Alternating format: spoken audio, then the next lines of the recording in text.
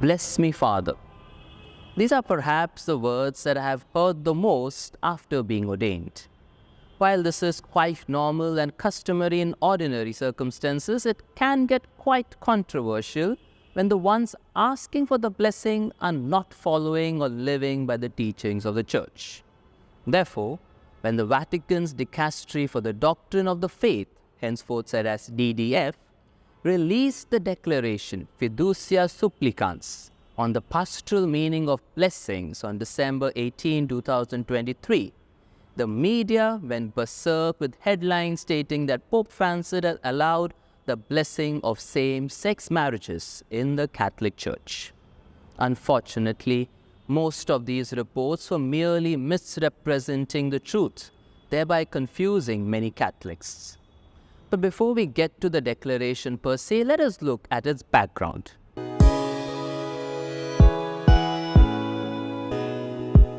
On 2nd October 2023, the DDF published Pope Francis' response to dubia, presented by 5 cardinals.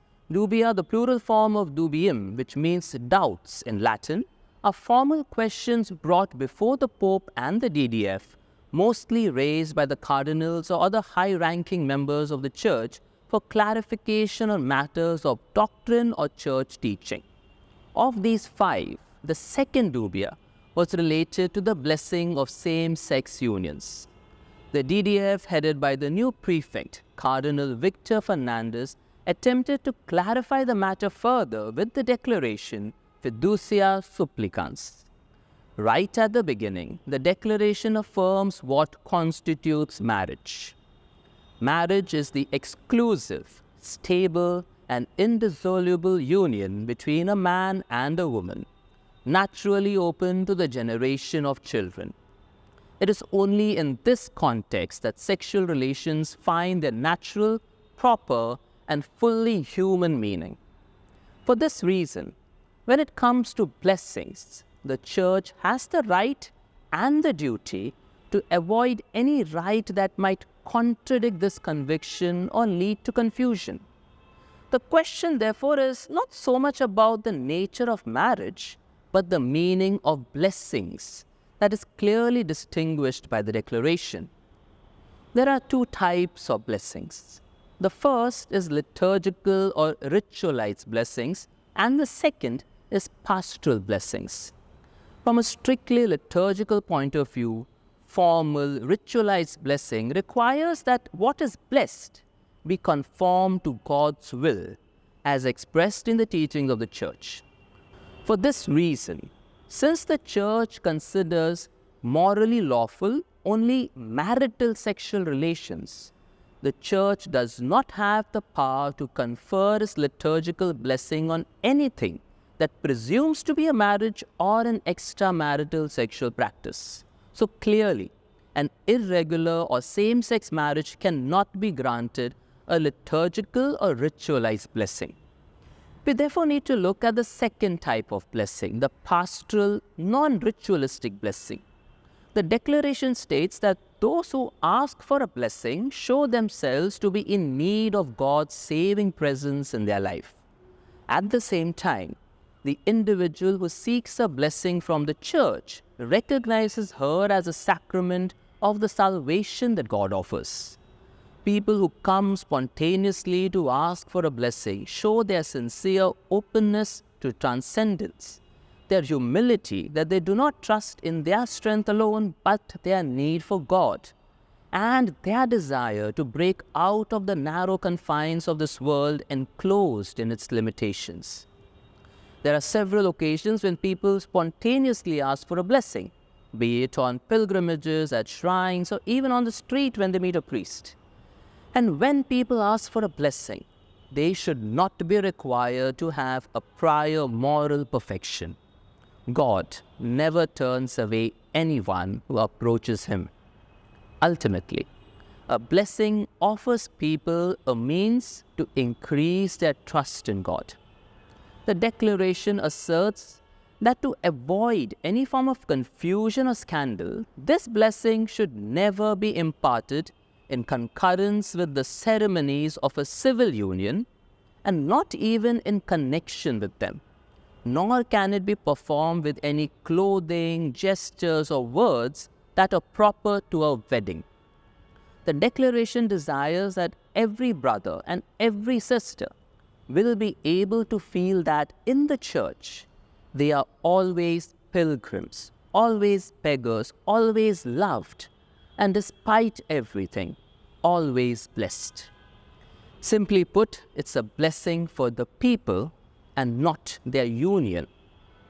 The declaration, however, received a mixed response. While some supported it, others called it completely contrary to church teachings, and therefore the DDF issued a press release on the 4th of Jan 2024 to help clarify the reception of Fiducia Supplicans, while recommending at the same time a full and calm reading of the declaration so as to better understand its meaning and purpose. The press release reiterates that the declaration contains a proposal for short and simple pastoral blessings, in contrast to liturgical or ritualized blessings of couples in irregular situations, but not of their unions. It also states that in their practical aspects, such documents may require more or less time for the application, depending on local context and the discernment of each diocesan bishop with his diocese. To be clearly distinguished from liturgical or ritualized blessings, pastoral blessings must be very short, lasting about 10 to 15 seconds, without an approved ritual and a book of blessings. For example, if from a large number making a pilgrimage, a couple of divorced people now in a new union say to the priest, "Please give us a blessing. We cannot find work. He is very ill and we do not have a home and life is becoming very difficult. May God help us." In this case, the priest can recite a simple prayer like this: "Lord, look at these children of yours. Grant them health, work, peace, and mutual help. Free them from everything that contradicts your gospel and allow them to live according to your will. Amen." Then it concludes with the sign of the cross on each of the two persons.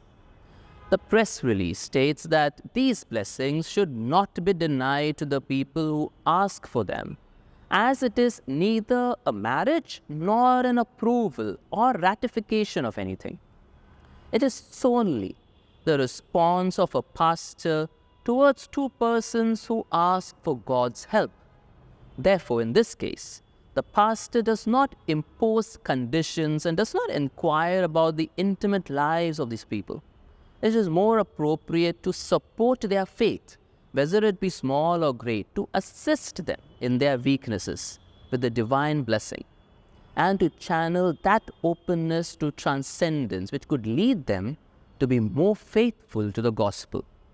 It also acknowledges that in some places perhaps some catechesis will be necessary to help God's people discover that these kinds of blessings are just simple pastoral channels that help people give expression to their faith, even if they are great sinners.